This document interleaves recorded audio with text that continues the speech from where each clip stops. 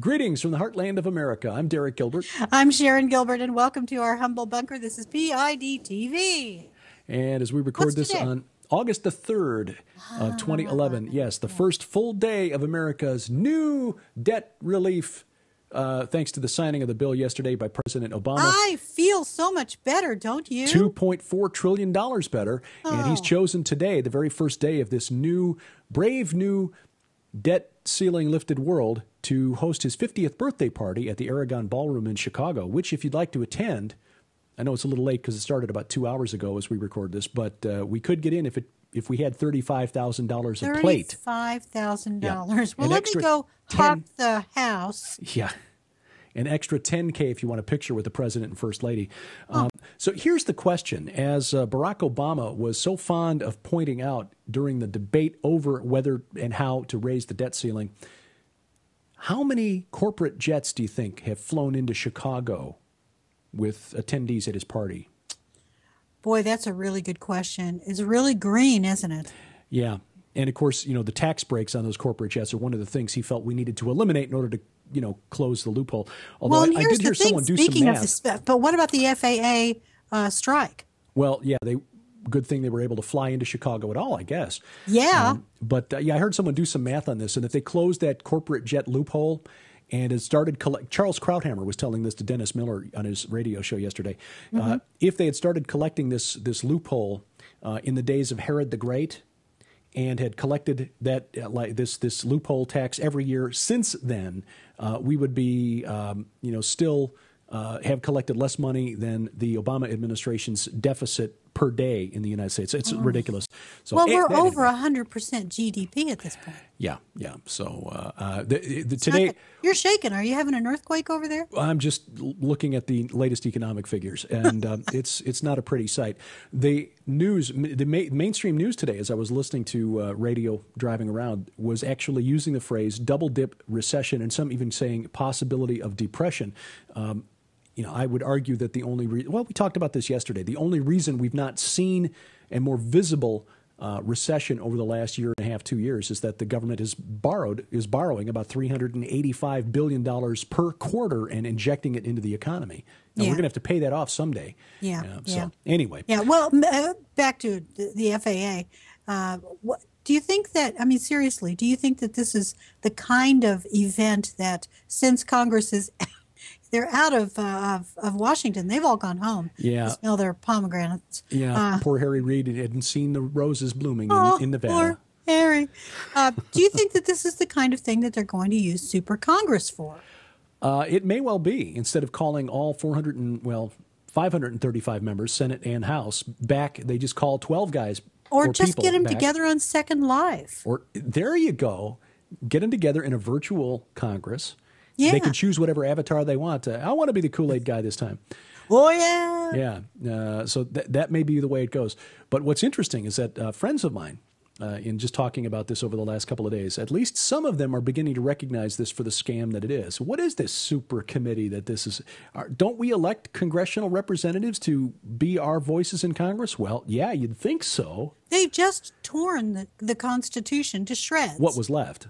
What was left? There wasn't much left. So you're very right. Well, you know what? This is I got to bring it. You know me. I love to bring in the science stories. I know we've only got. Let's see. We've got how much time left? About 5 minutes. Yeah. Okay. I know you want to get to the numbers from today, the numbers game from today. But before we go too far, I want to get to a couple of science stories. One is I've been talking about Cumbre Viejo, which is the volcano in the Canary Islands archipelago. The possibility that because of the microquakes that they've been experiencing there, that there may be something going on underneath that island chain. Apparently, the Tanzanian scientists who study these kinds of things are not concerned about Viejo. They're concerned about Mount Kilimanjaro.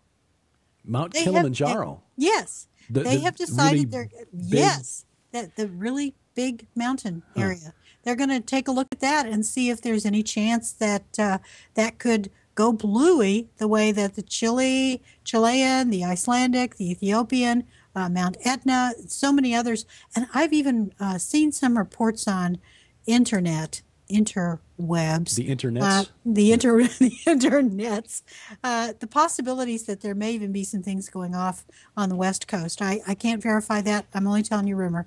But the other science story I wanted to bring up is I just saw this just before we went to air, so to speak, from Breitbart, a story by AFP. The moon's mountains may have been made by a slow motion crash with another moon. And the reason I bring this up is because we are all talking about Elenine coming back. Right. There are those who say that that's actually Nibiru coming back. There are those who say that it's just a comet that's going to kill the Earth. I don't think it's going to crash into the Earth at all. But we do see in Bible prophecy that there is a mountain that falls into the sea. ocean. Right, yeah. Exactly. And lots of bad things ensue. Yeah. There is a movie coming out. We talked about memes so many times. There is a movie coming out called Melancholia. And you got to see the trailer for it. We'll link to it in the show notes. You really need to watch this trailer. It's all about a planet that is going to crash into the Earth. The slug line for the film is really bizarre. It reads this way. Two sisters find their relationship challenged as a nearby planet threatens to collide into the Earth. A nearby planet is threatening to collide into the Earth, and these two sisters, the biggest issue that they have is their personal relationship with one another. Well, John Hurt is in it, and I think his biggest worry is that something will burst out of his chest in the middle of the movie. And Kiefer Sutherland, Kirsten Dunst is the star. Charlotte Rampling is in this. Stellan Skarsgård and Alexander Skarsgård. Stellan Skarsgård, who was in, he plays Bootstrap Bill in the Pirates of the Caribbean films, but he's also in. That's right. He's in The Exorcist Dominion. Exorcist, yes, which is the prequel. Well, he's in both versions of the prequel. Right. Yeah. They actually did two versions of the Exorcist prequel. I don't know. One was good, one was not so good, but Stellan Skarsgård is excellent. He's always good. He's always so yeah, that will be interesting to watch for the theme. A couple of numbers to look at today. One was that 72 people were indicted, and so far 52 have been arrested in an international child pornography ring. And this appears to be a particularly brutal ring. It was connected to an online bulletin board called Dream Board. Attorney General Eric Holder made the announcement today. Not a big fan of Eric Holder's, but good on him for going after these guys. People have been arrested in the U.S., Canada, and France, apparently, or at least they're looking for suspects in those countries. Well, and then number 72. 72 is very significant, right. 72 and 70 sort of interchangeable in the ancient world.